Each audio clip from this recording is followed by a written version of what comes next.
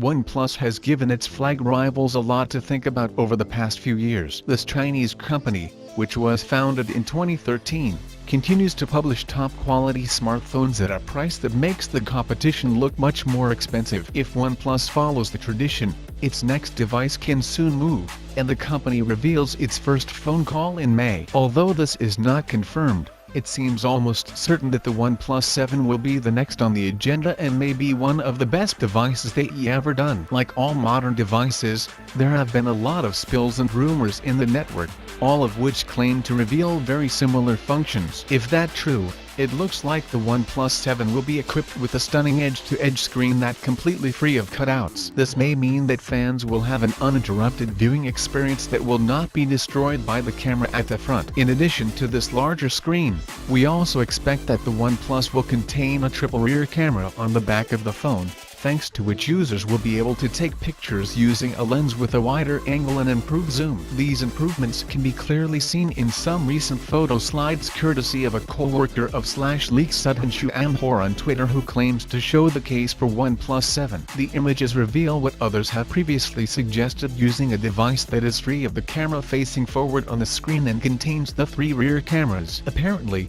these latest images do not show what may appear under the hood of OnePlus 7. But probably the company will contain the latest Qualcomm 855 processor, a larger battery, and even the possibility of wireless charging. This is good news for the fans of OnePlus, but there may also be a function that may raise some concerns. It seems that without a trace of a cut or perforated camera pointing forward, OnePlus chooses the pop-up lens that appears on the top of the phone, and it can be a very controversial decision. A trusted technology site, The Verge, published an article last year that said, "The mechanical sliders of the camera are the coolest horrible idea in 2018.